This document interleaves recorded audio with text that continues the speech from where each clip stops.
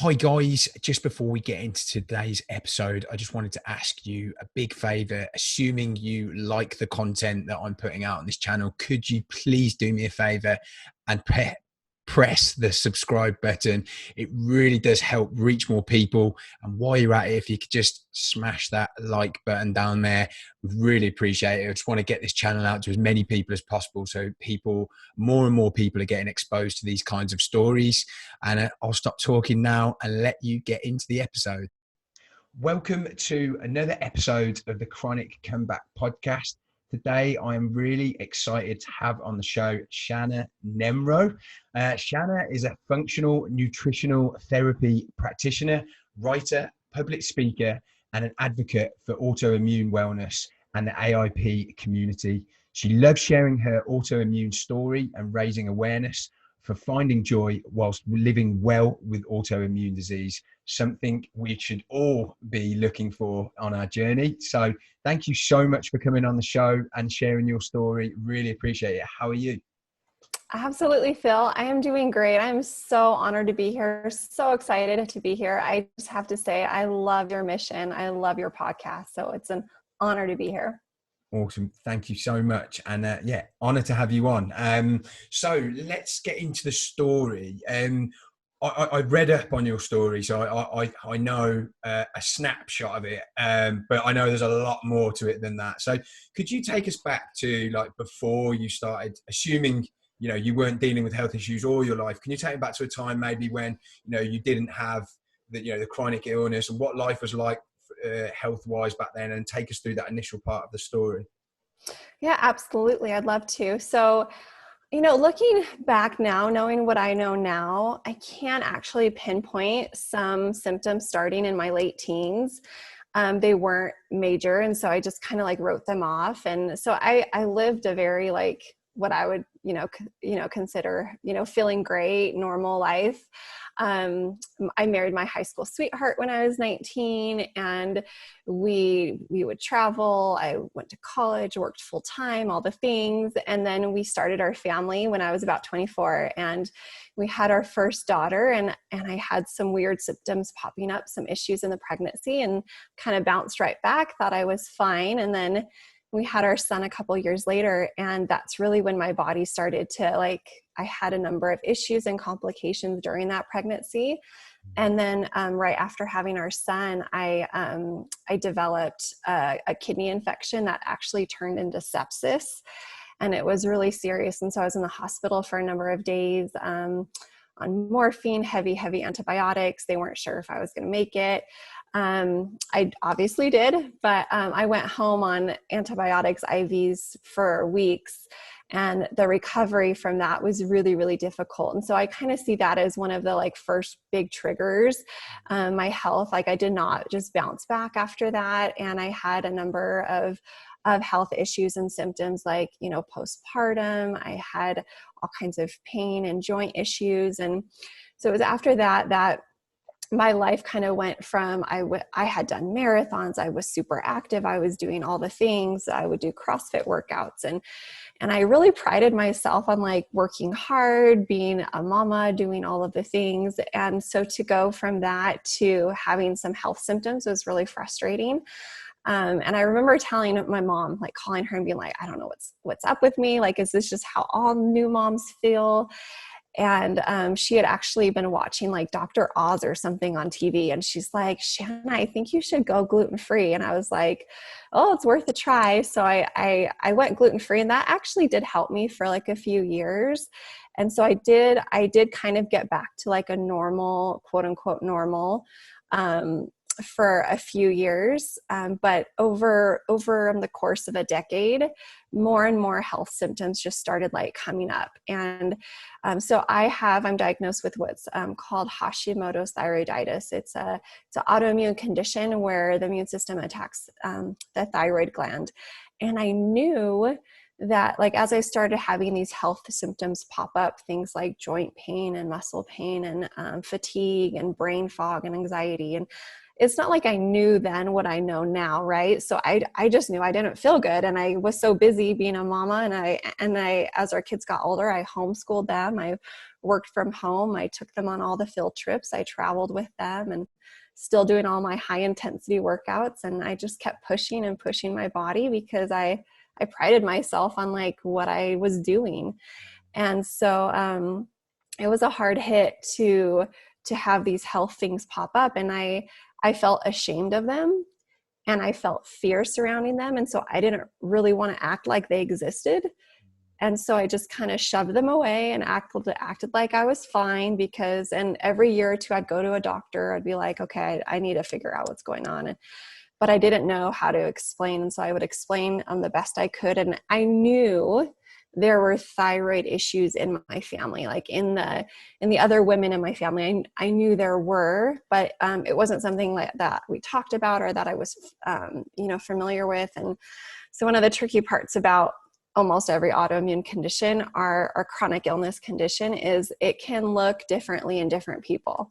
So for example, 3 family members can have Hashimoto's, and one of them, it could barely bother them. And the other one, it could flip their life upside down.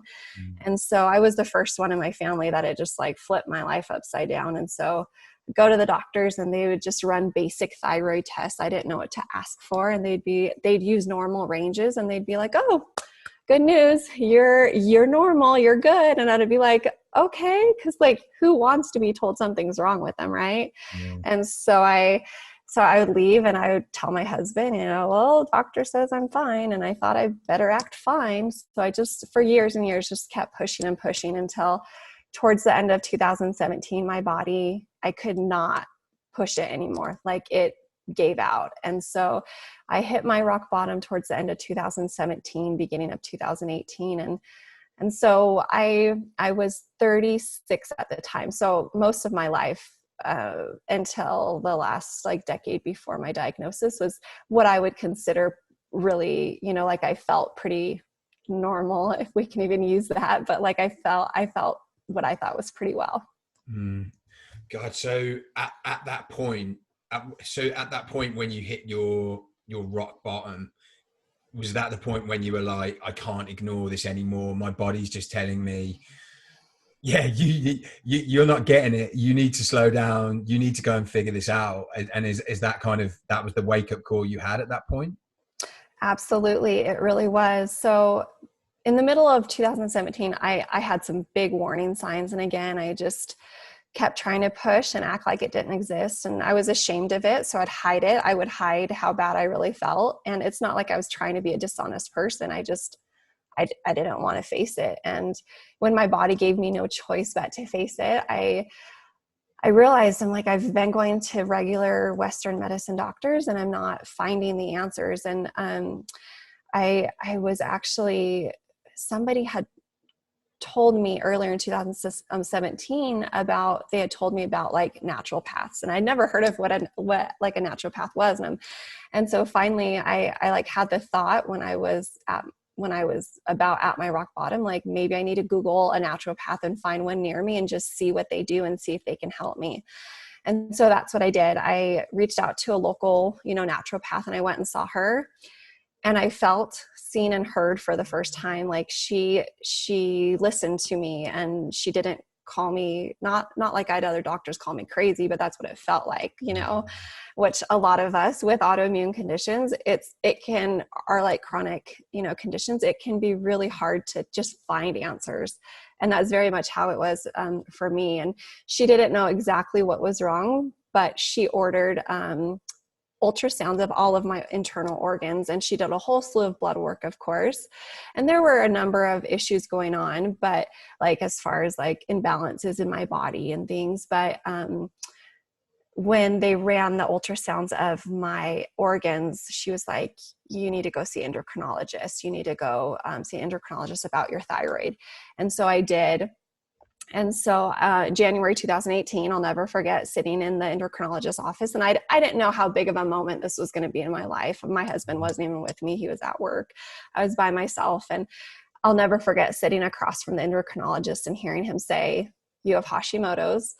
And as many of us, when we finally find an answer, we're like, kind of like, in a way, not that we want it, but we're kind of like, hallelujah, like, just give me a pill and make this go Yeah. away. Like, now I can get back to the old me, my old life. Like, at this point, I was barely getting out of bed, walking up and down the stairs. Like, I had lost the life that I knew. And so my hallelujah moment only lasted about a minute until I heard words like incurable, lifelong, nothing I can do, no medicine. And I was like, hold up, like, what is going on right now? And so yeah, that was like a pivotal moment. And I mean, I would specifically ask him things like, well, you're saying there's no medicine I could take. Can I maybe eat in a way that can help?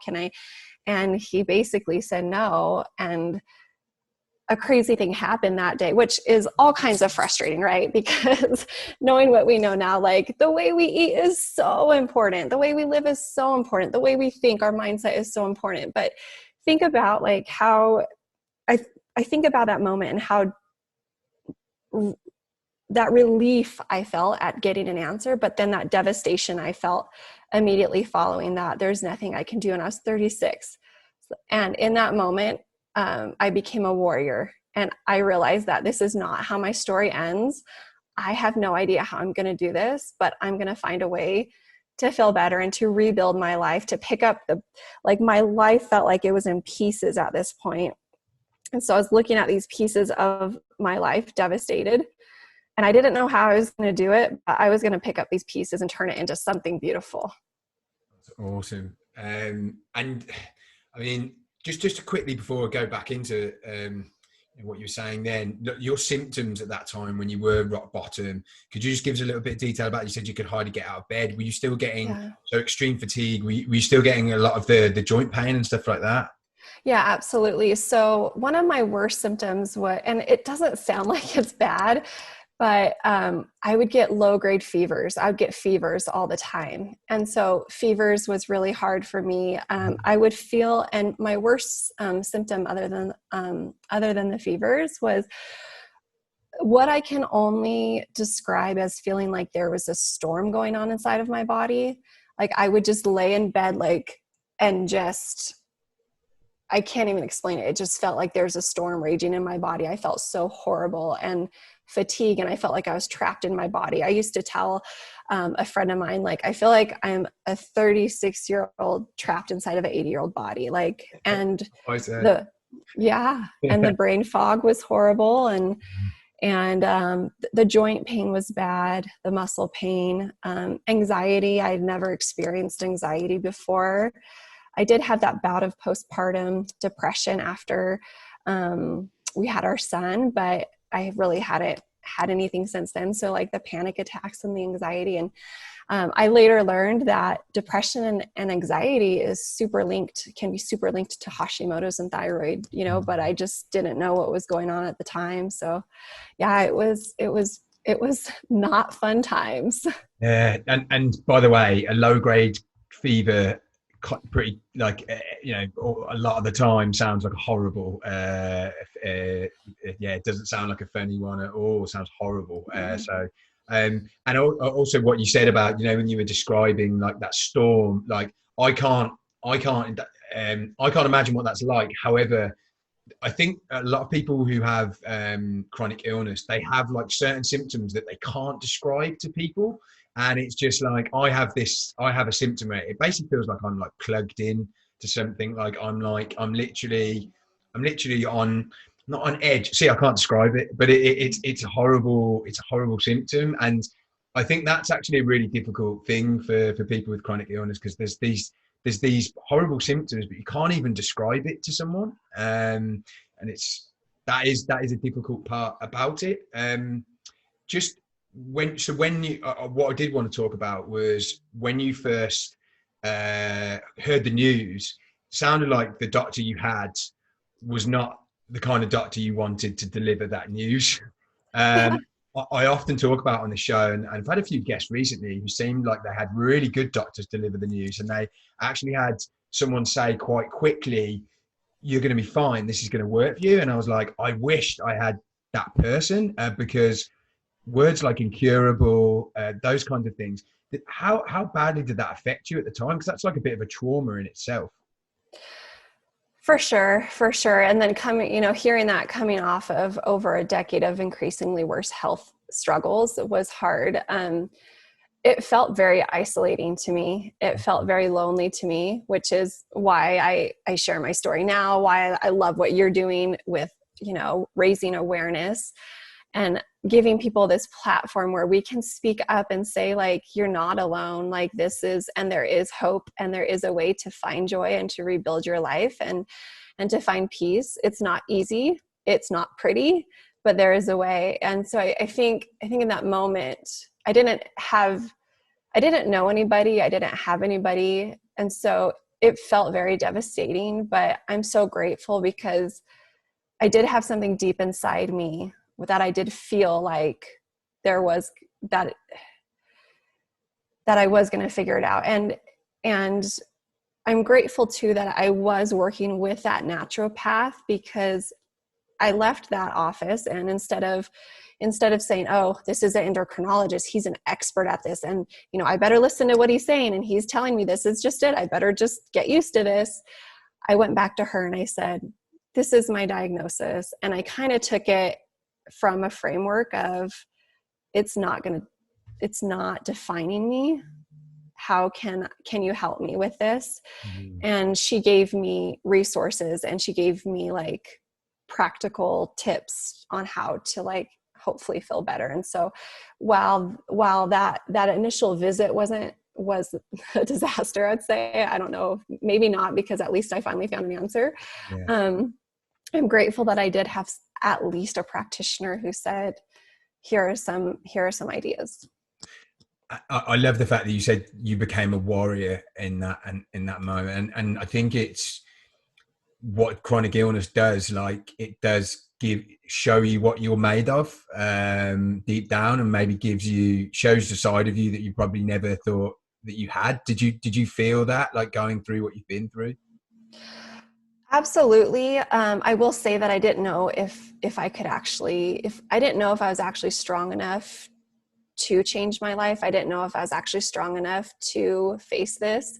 So even though I felt like a warrior in that moment, I remember my naturopath handing me like a list of foods that I should eat to support my body in healing. And I remember looking at it and being like, what? Like, I don't even know what some of these foods are. Like, I was more of a standard American diet, and I was very much like takeout, and I was very much, quick. I was a busy mama. And so like the idea, and at this point I was at my rock bottom, so I could barely function. So how was I supposed to get up and cook these things? And so I share this because I did feel like I was a warrior, but I also still had those fears and those doubts and those what ifs. What if I get worse? I can't imagine getting worse, but there's always like that, what if I get worse? What if this is the rest of my life? What if, I couldn't go grocery shopping for my family at some points? I couldn't go to my son's baseball games. Like, I couldn't show up the way I wanted to as a wife, as a mother, as a friend, and nobody knew what I was going through. And so I say, like, I was a warrior, but like, it was a process. Like, we don't just all of a sudden 100% change our mindset, right? I went from very much of a mindset for so long where I am who I am, and this is who I am, and I can't change, to like trying to adopt a growth mindset. Okay, this is one of the hardest things I've ever faced. I'm going to see this as an opportunity where I can learn and grow and become a better version of myself. And those may be pretty words. It's kind of ugly in the process, like, because there are those fears and doubts that we have to work through. And so I would just say to those of you who are in the thick of things and who are like Phil and I aren't saying like, just be positive all the time. Like, that is so not what we're saying. We're saying like, this is hard and it's okay. And one of my favorite quotes is by Justin Sua, and he says, difficult is not bad. Difficult is not impossible. Difficult is just difficult, and we can do difficult things, or you can do difficult things. So that was kind of like that mindset, and that like, I'm in the trenches and I don't have all the answers, but I'm I'm willing to try to learn. And things like finding my why helped me, and things like focusing on what I can control and letting go of what I can't control helped me. And things like, finding gratitude even when I felt it was easier for me to give up and feel like a victim, or it was easier for me to see all the things I lost. And so there's a lot of like mindset things that really, really helped me, but just like knowing that it wasn't a pretty time in my life, and that's okay because something beautiful came out of it. Correct me if I'm wrong. It sounds like you've been through like quite like a spiritual journey as well, like the way you talk, because a lot of the stuff that you're saying is some stuff that I think about and say now. And I am not naturally a spiritual person. I didn't come from that kind of background or environment, and it's just something I've had to, yeah, just like you said, like I've had to go into this and like become. I need to become a better person in order to recover. Is that right? Have you had to kind of look at more of the spiritual side of life, or were you already like that before? So I love this question. I've never been asked this, but I kind of have a funny spiritual background. So I wasn't raised like in a religious home until I was about 16. And then I became a pretty spiritual person. And so it was interesting because coming from a spiritual place, like but in a different way, coming from like a religious place, maybe like a church going place. And then when I went through this experience, it was hard because it rocked my faith, and I had to allow myself time and space to process how this related to my beliefs. Mm. And I love hearing others like spiritual journeys, and I'm told like it's so fascinating. So for me, this looked like going through this experience. I allowed myself to feel bitter and angry and like it wasn't fair and like I wish this wasn't happening. But then for me, reconciling it with my beliefs looked like I believe that God allowed me to have this experience so I could be an instrument in his hands. I believe that I've had this experience so that I can be a more empathetic person, and so that I can help others, and so that I can model for my children in real time. This is what it looks like to go through hard times, and this is how to, like we can teach like our kids and the kids in our lives like things, but I believe our examples speak volumes way more than any words we ever say will. And I mean, I really struggled that my kids saw me at my rock bottom, but now what an incredible experience that they saw my journey back from rock bottom. Like they'll never forget it. I'll never forget it. And so I am grateful for that. And then the other side of the spirituality that I think about is the growth I've had as far as like learning how to love myself when my body felt broken, and learning how to like love who I was and change the way I like value myself, and I find like worth in who I am. I had to go through a process where I stopped allowing myself to be defined by what I did or did not accomplish, and realize that I have value as a mother, as a wife, even if I lay on the couch all day. Like I can still love and support and show up for others in a very, very, very, valuable way. And so that was like the other part of my spiritual journey, is that journey towards like self-love and like, and just offering myself that grace to learn and grow and to stumble too. Yeah, it's really interesting you say about I guess loving your body in that state, because even just us both having, and I've heard other people say it on the podcast actually, saying I've got a 30-something-year-old body, but no, I've got like an 80-year-old. I'm a you know what I mean, what you Yeah. said, yeah, an old man's person body essentially. And even that is just you're subconsciously then, you're beating yourself up a little bit, because you're saying your body's not, you don't love your body, you don't love, where you're at, and you're beating yourself up about it. But that is difficult when you feel like crap every day. And I'm glad you're giving a very real and honest account of like your thoughts. Like it wasn't just a case of, okay, I'm going to do this, and then you went out there and did it. You know, there was all those doubts there, and that's incredibly relatable, particularly for me, because I come on and do these shows, but then, you know, this morning I was, you know, really annoyed and down about how I felt. You know, that's just how it was. From that point onwards, so you with your naturopath, you know, she's given you some research, and this was what, 2018 then? The beginning of 2018, yeah. Okay, can you take us through to, this will be the nicer part of the story. Could you take us through, I mean, I imagine obviously still very difficult for those next few years, but could you take us through the next part of the story? Yeah, sure. I'd love to. Yeah. So at that point I was, like I said, missing, you know, events for my kids, and my husband became the best grocery shopper. We learned that he's a way better grocery shopper than I am. But it was hard for me to not be able to do laundry and grocery shop and do things that I liked doing, like for my family. And now I realize, oh, I don't like doing those things. I like having help. But so a lot of positive things coming out of it. But so I did what's called the Autoimmune Protocol, which is a nutrition and lifestyle protocol designed for people with autoimmunity, designed to help lower inflammation.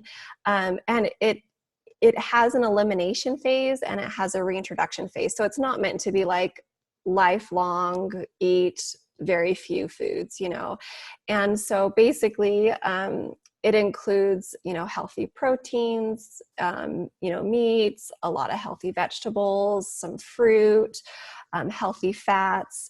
And so for me, it was really, really difficult, that elimination phase, because it was so different. And so for me, keeping things like simple and focusing on what I could include versus what I couldn't. And so, and then it also has a lifestyle component to it. So things like prioritizing sleep and managing stress and connecting with others and getting out in nature.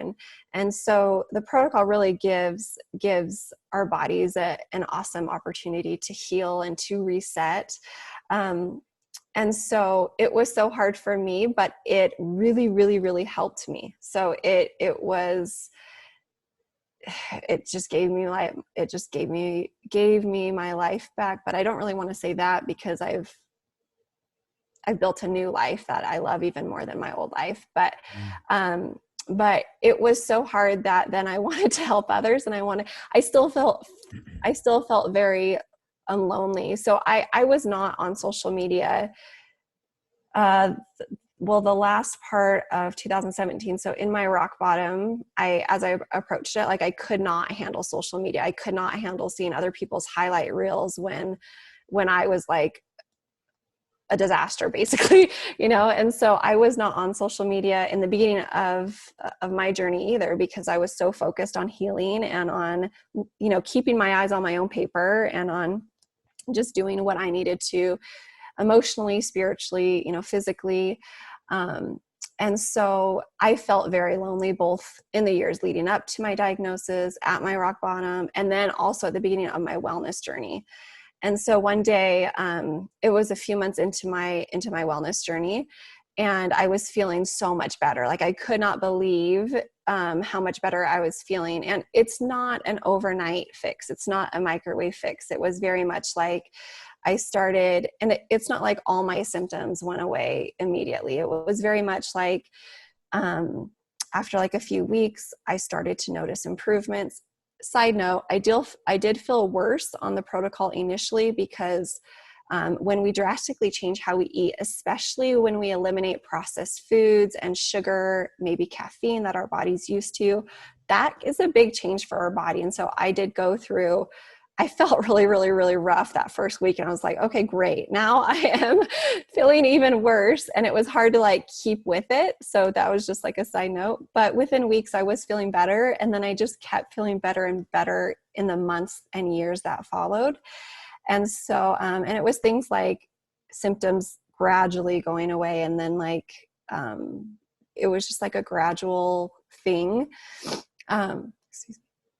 It was just a gradual thing. And so I was out on a walk with my husband, and I went from walking, I mean, I could barely walk around our block at a snail's pace, and I have to stop for breaks at first.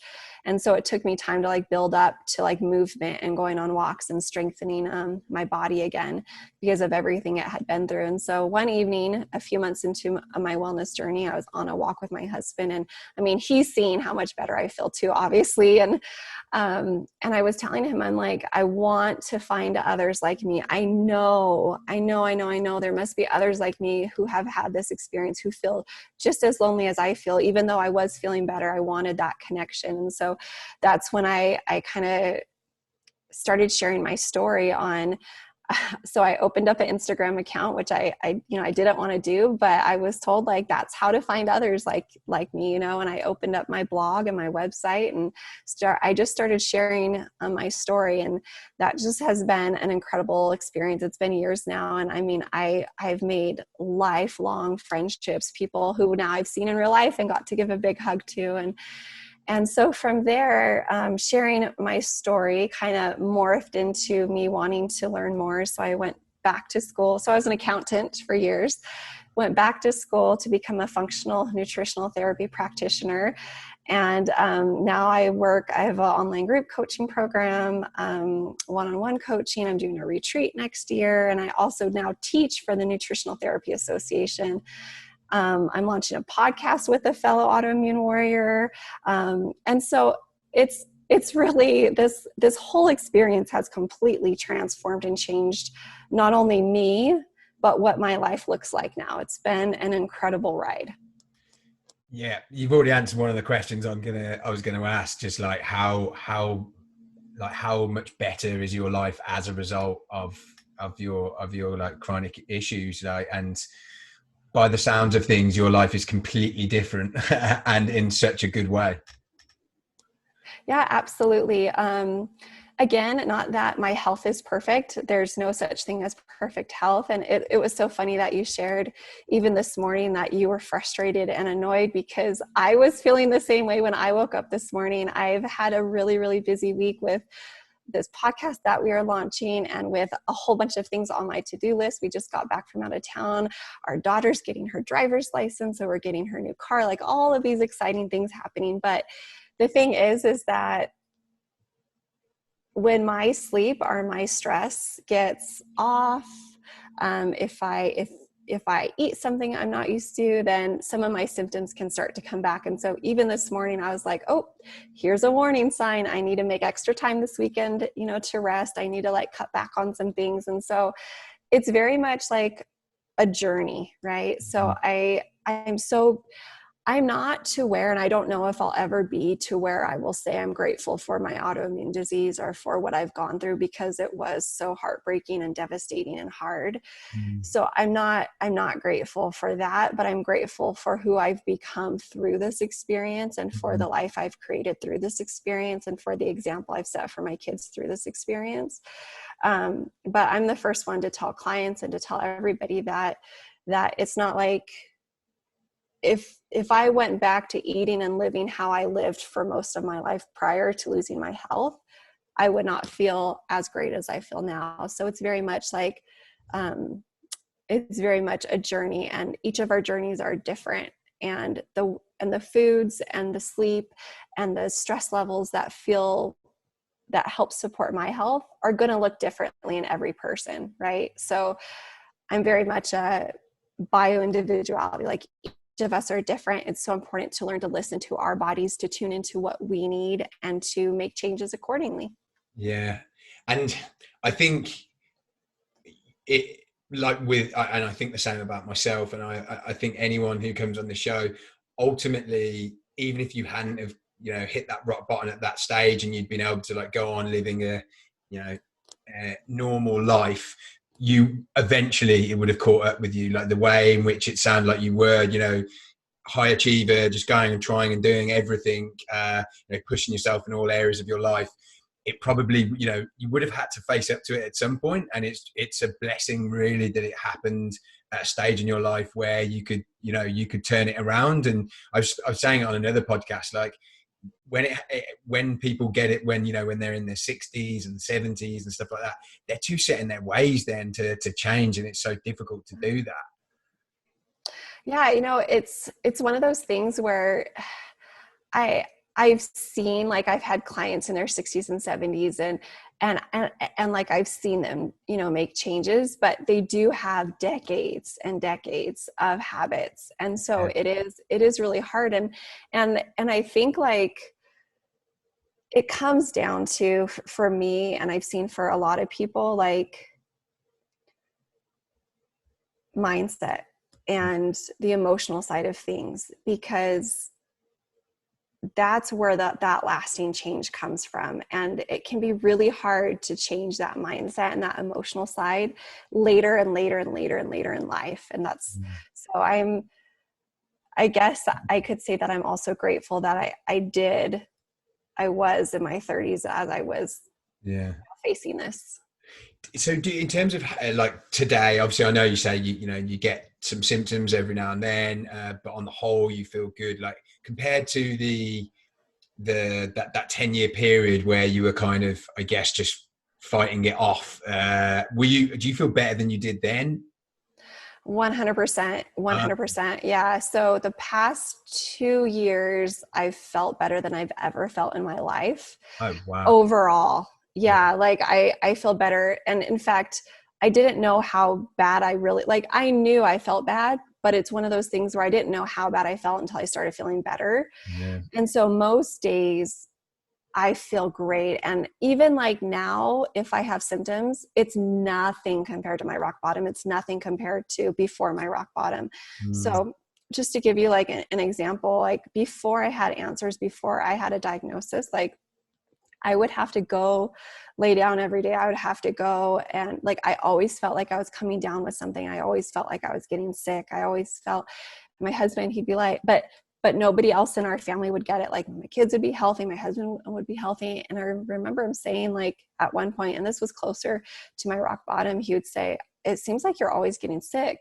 And he didn't mean it like mean, or like, he was just making an observation. And I was like, oh, I better hide from him how terrible I really feel, because even though I do go take a nap and rest, I feel like I need to be in bed all day. Like that's how bad I feel.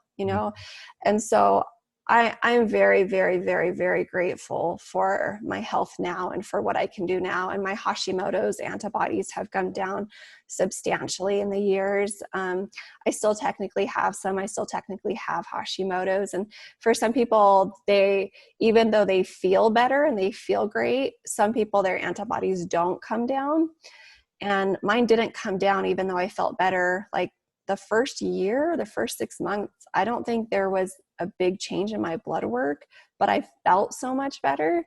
And then in the years since, my antibodies have come down. So it's just interesting how, even though the blood work can say something, we can feel so much better based on the habits that we have as far as nutrition and lifestyle and mindset.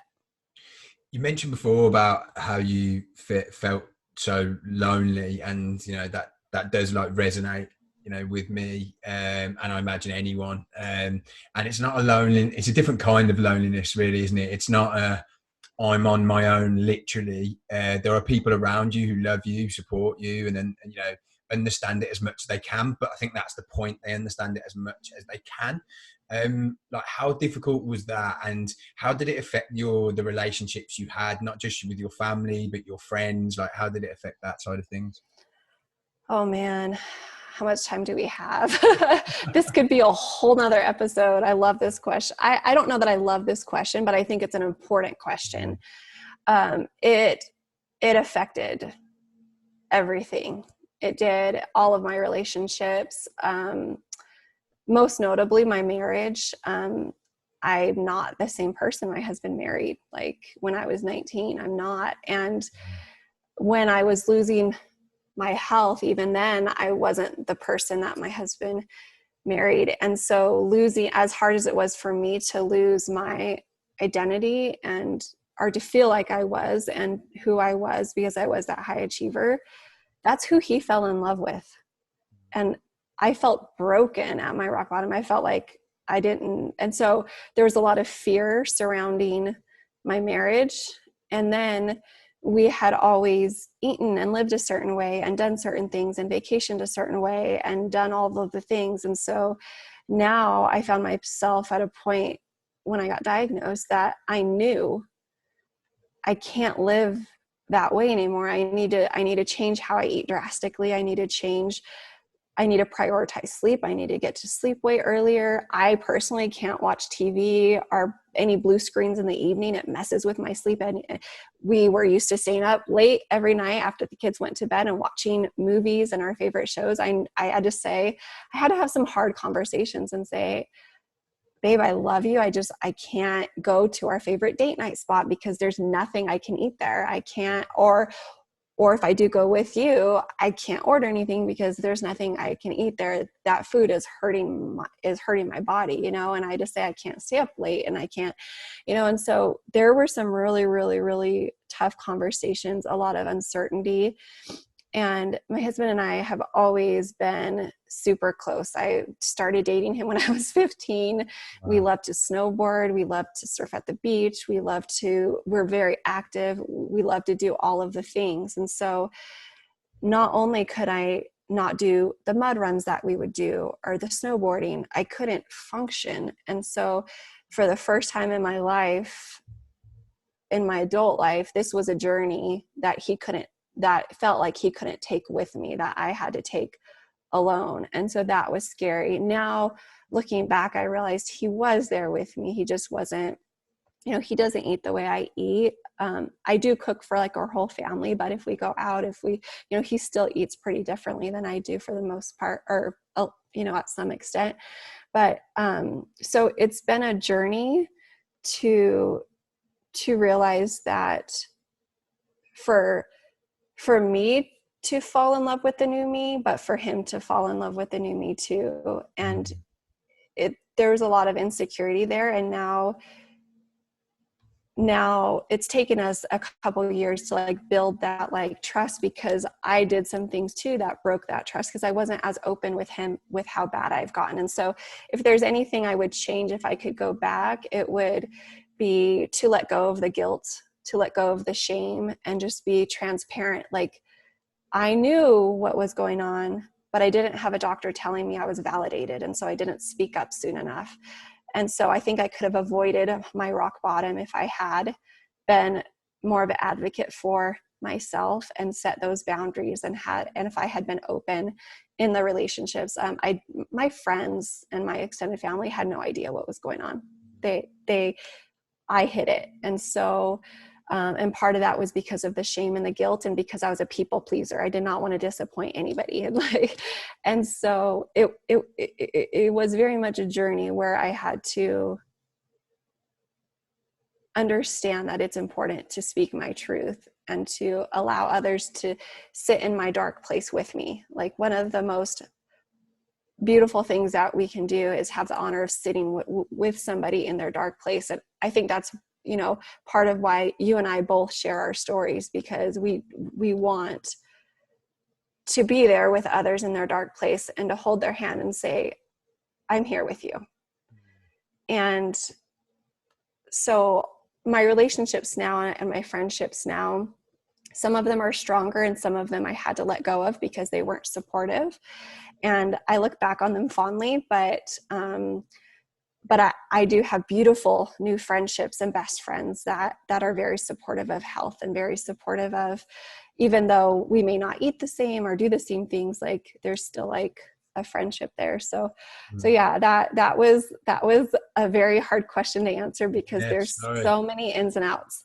Yeah, no, but it is, as you said, it is a big part of like socializing. Like, it's something I have a lot of trouble with. Like, and you know, I was speaking to my girlfriend about it recently, just about how my social life compared to, you know, what I used to do was, you know, playing a lot of sport, doing a lot of activities, which I can't do at the moment. That was a big part of it. And then drinking alcohol is a big thing in the UK. You know, I can't really go out and do that. And, you know, we've actually got a barbecue tomorrow, and I'm actually, at the moment, I'm kind of like being a bit easier on myself with eating the stuff I shouldn't eat. But then I do that and I beat myself up for it. And it's just, it's a bit of a minefield, really.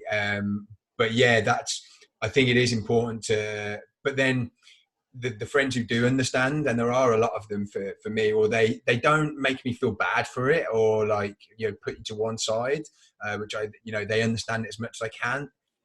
They've shown then that they're the friends that you actually, they're your real friends anyway, right? Right. And it's good. And life's like that. You're still, I mean, it's very rare. I've got a few friends from when I was like really young, and you just change as you get older anyway. So yeah, it's really cool that you've ended up getting some really good friends out, and these are all people you've met online. Yeah, it's been incredible. So I've met a few of them as they've come to Park City and visited. Next month for my birthday, I'm going to visit one of them. My whole family is going to visit her and her husband, and, you know, go to some baseball games together and stuff. And the retreat I'm doing next year, I've got some of my best friends coming to that, all of who I've met through this online community. I met them online first, and then the one of my autoimmune besties who I'm launching the podcast with, I met her a couple of years ago. She has MS. Her and I talk almost daily. At least like, you know, once a week. And it's so nice when there's friends who understand, because it's like, you don't have to say much and they just get it and they're there for you, and they understand that sometimes plans change and sometimes you have to cancel plans, and it's not that you don't want to hang out, it's that, you know, something's off and you need to have that space. And I love that you shared about how difficult it is to be out in like social settings when there's like a pressure to eat or to, like, you know, drink certain things. And for me, it was very hard at first. And what helped me, and even like holidays, especially like we have family traditions that are really hard, and you don't want to offend people. And I think for me, like, keeping in mind that like family and friends, like underneath it all, they love us and they want to support us, but they may just not understand, and they may not understand how to. And so there's family and friends that I've had who I've been able to say, you know, this is what I need, or this is what's going on, and they're super interested. And then I have some family and friends who act like it doesn't exist and just kind of like ignore that I pack my own food sometimes, or that I bring certain, you know, foods. And so, and then for me, so much of my joy used to come from like unhealthy foods. And so I had to understand that like nothing tastes as good as healthy feels, and that there are awesome foods that taste good too. I just have to find them. I just have to find like what I like. And then if I'm out with, you know, girlfriends or something, or I'll get like a sparkling water with like a lemon or lime in it and like a wine glass. So I feel like we can do our cheers, or I'll look at like a restaurant, you know, menu ahead of time, or like I'll bring something that I can eat if it's like a potluck type thing. So there's like tricks and tips that I've picked up, but it's like each of us finding what works for us, and like understanding that it's like progress over perfection, right? Like beating ourselves up doesn't help anything. So like if we do eat something that triggers a symptom, and either me or like in my clients, I bring it back to like, those symptoms are just feedback from our body. It's just feedback. Maybe you could have eaten that and not had a reaction. Now, you know, it's feedback. That food is not supportive at this time. It doesn't mean that you can never eat it again. It's just not supportive now.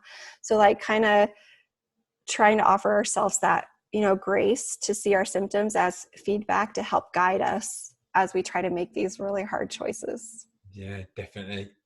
That cheers moment when you've got like a glass of water and everyone else has got a glass of wine. It's just, you feel so lame, like, you know, glass of water. But that's a good yeah, thing to do. Pretend, almost like convincing yourself you're drinking something a little bit more fun. My final question to you is really just you know, you help a lot of people now, and I'm sure you get a lot of people that reach out to you in this online community. But there's a lot of people who will be listening to this now who, you know, will be dealing with all kinds of different things. What would be your advice to them if they, you know, you mentioned your rock bottom moment, they're at their rock bottom moment now? What would be your advice to them? My gosh. Don't give up, and take the time and the space that you need. I had a fellow autoimmune warrior reach out to me last week on Instagram, and she had seen like a post I did about talking about, like some, mindset tips. And she had just been diagnosed like a week prior. And she said, Shanna, that's all great, but that's not me. I am devastated. I can't, her faith is completely, shaken. Her whole life's completely upside down. And she's like, I can't even imagine what you're talking about with this mindset tip, and with finding gratitude, like with seeing this as I can rebuild my life. Like I'm not even there yet. And I just told her, I'm like, just you're still very much in the thick of it. Give yourself the time and the space that you need. It's okay to feel those things. I felt all of those things too. It doesn't mean that you won't be successful in your wellness journey. It just means that it's hard right now. And so just because it's hard doesn't mean that we're not going to get through it. So instead of trying to like run from those tough feelings and those tough things, like what helped me is to turn around, look those feelings in the eye and say, I see you. I see you. I feel you. But this is not how my story ends. And I'm going to give you some time, but I'm not going to sit in this for too long. So I would just say, don't give up. That as rough and as heartbreaking and as devastating as it seems, today, there is hope. I'm living proof. Phil is living proof. There's a lot of us that are living proof that mindset matters, that what we eat matters, that how we live matters. And so please, please, please don't give up. Amazing advice. Thank you so much. And so if people want to reach out to you, how would they best connect with you? So my website, shannanemrow.com, Instagram, Shanna Nemrow, Facebook, YouTube, and then our podcast is going to be Autoimmune Besties. You can find us there. And I love to connect. Please, please, please reach out. And I'm just cheering you guys on. This is tough stuff, but we so got this. Awesome. Thank you so much for coming on. I'll include all of that in the show notes. And thank you so much again for coming on and telling us your story. I know, it can't be easy sometimes going back through it, but, look at you now, like where you are today. So, incredibly inspiring for me and I'm sure everyone listening. You're welcome. Thank you so much for what you do, Phil. Thank you for raising awareness, for sharing stories. It's been my honor. You're right. It's not fun to go back and to think about, but I'm so grateful for the journey and for the opportunity to share my experience. Thank you.